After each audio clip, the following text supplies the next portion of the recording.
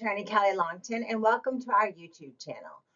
Every video, we just talk about different estate planning topics or questions that people have sent in order to help you all better understand estate planning. Today, I want to talk to you about planning for the unthinkable. So, just as some essential tools for parents of minor children. Approximately 3/4 of Americans do not even have a basic will. And many of the same people also have children under the age of 18, which underscores a major misunderstanding about estate plans. They can accomplish much more than just handling financial assets, for example, money, accounts, and property. And one of the most important estate plan functions for parents of minor children is the ability to provide specific guidance about how their children will be cared for and who will care for them in case something happens to their parents.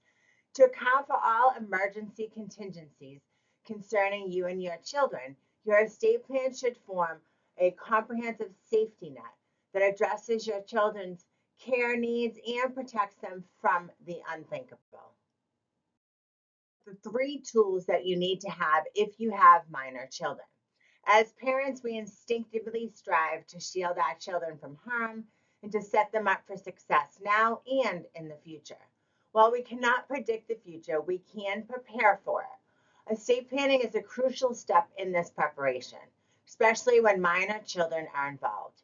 It's not only about distributing your money and your property after you've passed, it's also about establishing ways to care for your children if you no longer can.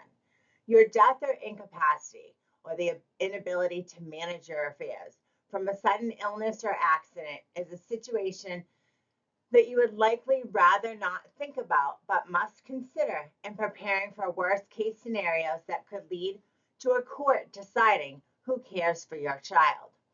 Data on parental mortality is a bit sobering.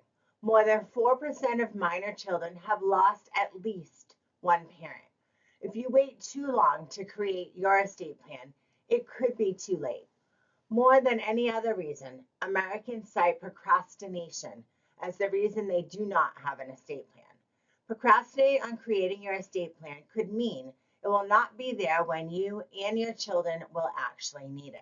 To safeguard your children's future, 3 estate planning tools are particularly important: a will, a power of attorney for minors, and a standalone nomination of guardian. Let's begin by talking about your last will and testament.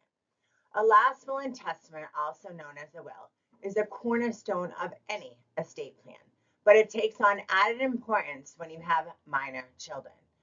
Your will outlines your wishes regarding the distribution of your money and your property after your death.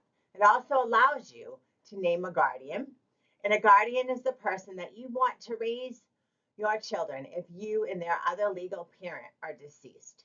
The most common choice of guardian is a close family member, such as grandparents or siblings, or a close family friend. The second is you want to establish inheritance for your children. Because minors cannot directly inherit money and property over a certain limit set by state law, there needs to be a way to handle their inheritance for them until they reach legal adulthood.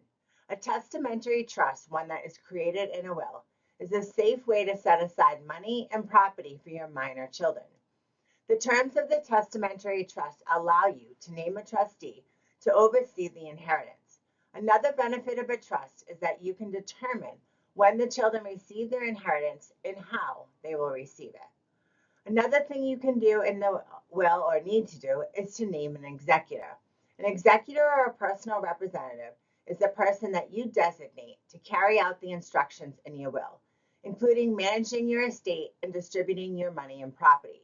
They might work closely with the guardian and the trustee to ensure that your instructions are executed smoothly and according to plan.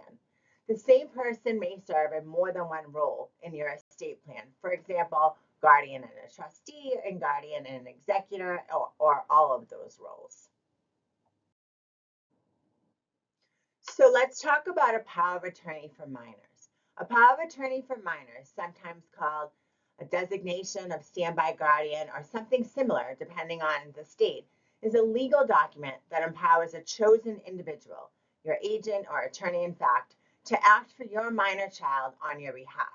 This person steps in to make decisions regarding your child's care if you become incapacitated or unavailable. The power of attorney can grant the agent broad authority to handle various aspects of your child's life, including health care, meaning making medical decisions, consenting to treatments, and accessing medical records. Also, education. They can enroll your child in school, make educational choices, and attend school meetings. Also, finances. Managing your child's finances, including accessing bank accounts, applying for benefits, and handling their inheritance. They can also deal with legal matters, representing your child's legal interest in matters such as a custody dispute, personal injury claim, or inheritance matters. And also just daily care, meeting your child's food, shelter, clothing, and other basic needs. Although the power of attorney grants the agent significant authority, there are limits to what it permits. The agent cannot consent to the child's marriage or adoption. In addition, many state laws impose expiration dates on these documents, 6 months, a year, so it's important to review and update them regularly to ensure that they remain valid. While a power of attorney addresses temporary situations, such as short-term incapacity or extended travel, a standalone nomination of guardian document focuses on the long-term care of your children in the event of a death or incapacity. Without a designated guardian, a court will decide who cares for your children. The guardianship process can be lengthy and uncertain and could potentially result in the appointment of a caretaker you would not want gaining custody of your kids. You should name a guardian in your will. However, a standalone document that also names a guardian, if it's allowed in your state, offers the added benefit of being easier to update than a will, which often requires more formalities and can take longer to change. In addition to a power of attorney, nomination of guardian, and will, the parents of minor children might consider a revocable living trust that holds their accounts and property during their lifetime and distributes them after their death. You, the parent, maintain control of the accounts and property in the trust while you're alive and as the current trustee. You can change the trust terms as needed because you are the trust maker, and this type of trust is revocable. A revocable living trust can help avoid probate and give your children faster access to the resources they need. You can also specify how and when your children receive their inheritance, name a successor trustee to continue management of the trust if you suffer incapacity, and provide financial support for the guardian, further synergizing your estate plan. So let's talk about how these tools work together and what can happen if you do not plan. Three estate planning tools, or these estate planning tools, are not interchangeable. They are complementary and designed to work together to address immediate and long-term needs in a range of potential scenarios. Imagine a scenario where both parents are in a car accident. One parent dies and the other is severely injured and temporarily incapacitated.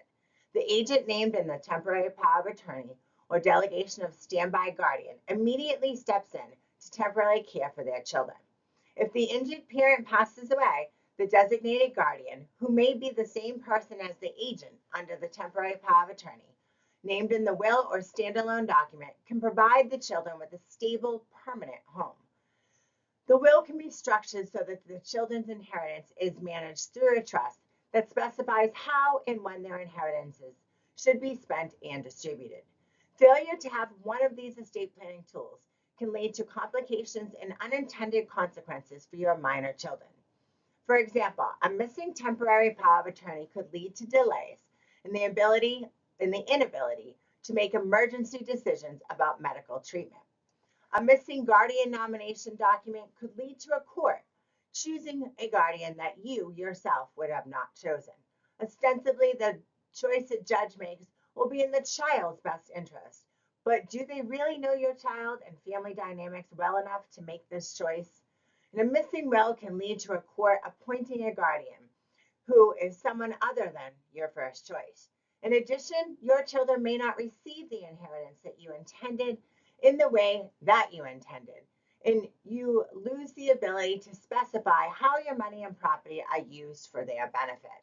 Further, They will end up getting what is left of their inheritance outright when they reach the age of majority, which is either 18 or 21, depending on the state where you live. Parents should understand that they can only nominate a guardian for their child, not legally appoint one. The court has the final authority to decide, though it gives significant weight to the parent's nomination. If there's evidence that your chosen guardian is unfit or unable to provide proper care, the court may appoint a different guardian in the child's best interest, even if it goes against your wishes. There's also the chance that a family member could contest your guardianship choice, or your first choice of guardian is just unavailable. These outcomes are unlikely, but since they could undermine your wishes, there are additional steps that you can take to minimize the risk and strengthen your case. In a separate letter, sometimes referred to as a letter of intent, clearly state your choice of guardian and provide a detailed explanation of why you believe this person is the best fit. Speak to their qualifications, relationship with your children, and ability to provide a stable and loving home. Name alternative guardians in case your first choice is unable or unwilling to serve. To prevent misunderstandings and reduce the likelihood of a challenge, have open and honest conversations with family members about your guardianship decisions.